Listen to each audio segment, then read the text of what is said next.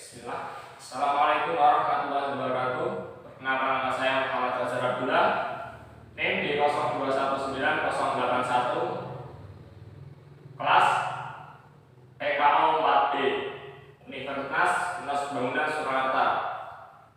Oke, baik, di sini saya akan mempresentasikan, menjelaskan mengenai konsep dasar profesi keguruan atau kependidikan. Oke, yang pertama saya akan menjelaskan mengenai guru bagi para ahli. Guru adalah seorang yang mempunyai kemampuan dalam menata dan mengolah kelas. Untuk pengertian lainnya adalah guru adalah mereka yang secara sadar mengarahkan pengalaman dan tingkah laku dari seorang individu hingga dapat terjadinya pendidik atau pendidikan. Oke, jadi kesimpulan dari guru adalah orang dewasa yang secara sadar bertanggung jawab dalam mendidik, mengajar, dan membimbing peserta didik. Orang yang disebut guru adalah orang yang memiliki kemampuan merancang program pembelajaran serta menata dan mengolah kelas agar peserta didik dapat belajar dan pada akhirnya dapat mencapai tingkat kedewasaan sebagai tujuan akhir dari proses pendidikan. Baik, lanjut. Untuk selanjutnya adalah latar belakang profesi pendidikan. Oke, yang pertama adalah 1. Alasan berkembang dengan sifat naluriah. Bahwa ilmu pengetahuan itu lebih utama dari dalam segala hal, maka mempelajari dan adalah mencari yang lebih mulia, maka mengajarkannya pun adalah memberikan faedah dan keutamaan. Al-Ghazali. Baik, yang kedua adalah alasan berhubungan dengan pemanfaatan umum. Bahwa orang-orang yang mempunyai ilmu itu berada dalam keadaan 1. Mencapai faedah dan guna ilmu. Yang kedua, hasil ilmu pengetahuan sehingga ia tidak bertanya-tanya. Yang ketiga adalah memberikan wawasan dan mengajarkannya. Inilah keadaan termulia bagi.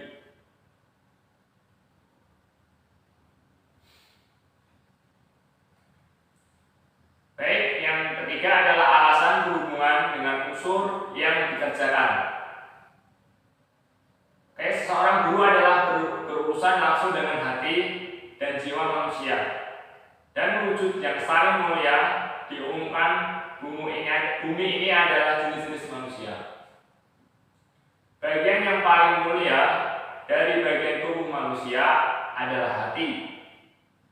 Sedangkan guru adalah menyempurnakan, membersihkan, menyucikan, dan membawa hati itu untuk dekat kepada Tuhan yang Maha Esa.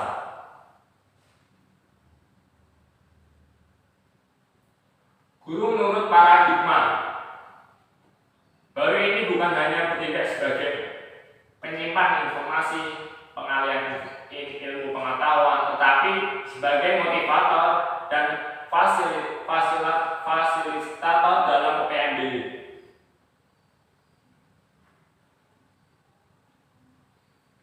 Baik, pengertian profesi. Profesi pada hakikatnya adalah suatu pernyataan atau janji yang menyatakan bahwa seseorang itu mengabdi dirinya pada suatu jabatan atau pelayanan karena orang tersebut merasa terpanggil untuk menjabat pekerjaan itu. Pengertian dari profesi lain adalah profesi adalah merupakan simbol dari suatu pekerjaan dan selanjutnya menjadi pekerjaan itu sendiri.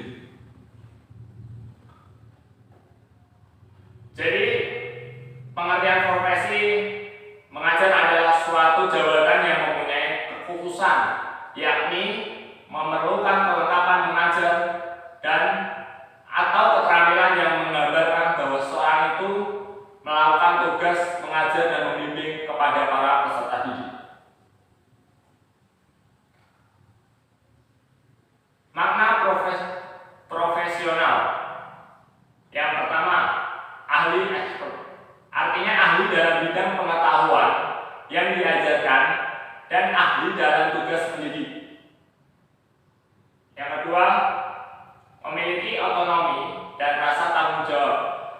dimaksud dengan otonomi adalah suatu sikap profesional yang disebut mandiri, yakni dapat mengambil keputusan sendiri dan bertanggung jawab atas keputusan tersebut. Pengertian tanggung jawab sendiri adalah guru mampu memberikan pertanggungjawaban dan kesediaan diminta pertanggungjawabannya terhadap diri sendiri, siswa, orang tua, lingkungan, masyarakat, bangsa, dan negara, dan akhirnya kepada Tuhan Yang Maha Esa. Poin yang ketiga, memiliki rasa kesejawatan. Salah satu tugas dari organisasi profesi adalah menciptakan rasa kesejawatan sehingga ada rasa aman dan perlindungan jabatan. Baik, ciri-ciri guru sebagai profesi. Hali dalam Profesor P. Syahirah. Yang pertama, hakikat suatu profesi adalah bahwa seorang guru itu lebih mengutamakan tugasnya sebagai suatu layanan sosial. Poin 2, suatu profesi dilandasi dengan memiliki sejumlah pengetahuan yang sistematis. Poin yang 3, suatu profesi punya otonomi yang tinggi, artinya bahwa guru itu memiliki kebebasan karena merasa mempunyai tanggung jawab moral yang tinggi. Poin yang 4, suatu profesi mempunyai kode etik. Poin yang 5, suatu profesi umum yang mengalami pertumbuhan terus-menerus. Kode etik profesi keguruan.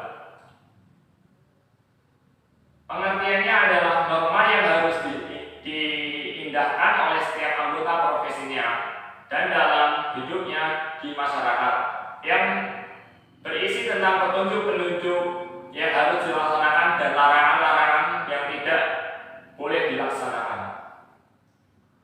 Tujuan dari kode etik profesi keguruan adalah pertama, untuk menjunjung tinggi martabat profesi. Yang kedua, untuk menjaga dan memelihara kesejahteraan para anggotanya. Yang ketiga, untuk meningkatkan pengabdian para anggota profesi. Yang keempat, untuk meningkatkan mutu profesi. Yang terakhir, kelima, untuk meningkatkan mutu organisasi profesi. Baik, selanjutnya kode etik guru di Indonesia. Yang pertama, guru berbakti membimbing peserta didik untuk membentuk manusia Indonesia seutuhnya yang berjiwa Pancasila. Yang kedua, guru memiliki dan melaksanakan kejujuran profesionalitas. Yang ketiga, guru berusaha memperoleh informasi tentang peserta didik sebagai bahan melakukan bimbingan dan pembinaan. Yang keempat, guru menciptakan suasana sekolah yang sebaik-baiknya yang menunjukkan keberhasilannya proses belajar mengajar. Yang kelima, guru memelihara hubungan baik dengan orang tua murid dan masyarakat sekitar untuk membina peran serta rasa tanggung jawab bersama terhadap pendidikan. Yang keenam, guru secara pribadi dan bersama-sama mengembangkan dan meningkatkan mutu dan martabat profesinya. Yang ketujuh, guru memelihara hubungan seprofesi, semangat kekeluargaan, dan kesetiakawanan sosial. Yang kedelapan, guru secara bersama-sama memelihara mutu organisasi PGRI sebagai sarana perjuangan dan pendidikan serta pengabdian. Yang terakhir, 9, guru memelihara segala kebijaksanaan pemerintah dalam bidang pendidikan. Selanjutnya tugas guru. Yang pertama, fungsi profesional. Guru meneruskan ilmu atau keterampilannya atau pengalaman yang dimiliki atau juga dipelajari kepada anak didiknya. Poin 2, fungsi kemanusiaan. Berusaha mengembangkan, membina segala potensi anak. Membina segala potensi bakat atau pembawa yang ada di isi anak serta membentuk wajah ilahi dalam dirinya. Poin 3, fungsi civis vision. Guna wajib menjadikan anak didiknya menjadi warga negara yang baik, yaitu warga yang patriotik, mempunyai semangat kebangsaan nasional dan disiplin atau taat terhadap semua peraturan perundang-undangan yang berlaku atas dasar Pancasila dan Undang-Undang Dasar 1945. Tugas guru Darji Darmo Diharjo. Poin 1, mendidik, menekan pada pembentukan jiwa, karakter, dan kepribadian berdasarkan nilai-nilai. Poin kedua, mengajar, menekankan pada pengembangan kemampuan penalaran. Poin 3, tugas melatih, menekankan pada pengembangan kemampuan penerapan teknologi dengan cara melatih berbagai keterampilan. Selanjutnya, sebagai tugas kemanusiaan guru harus yang pertama, terpanggil untuk membimbing. Poin 3, melayani. Poin C, menggambarkan. Poin B, menolong. Poin E, memotivasi. Dan terakhir, dan memberdayakan sesama. Selanjutnya, guru harus memiliki kualifikasi profesionalisme. Yang pertama, 1, memiliki kompetensi dalam ilmu pengetahuan. Yang kedua, kredibilitas moral. Yang ketiga, dedikasi dalam menjalankan tugas. Yang keempat, kematangan jiwa atau kedewasaan. Yang kelima, memiliki keterampilan teknisi mengajar. Yang terakhir, 6, mampu membangkitkan etos dan motivasi anak didik. Baik, sekian presentasi dari saya dalam menjelaskan sebuah konsep dasar profesi keguruan atau kependidikan. Sebelum saya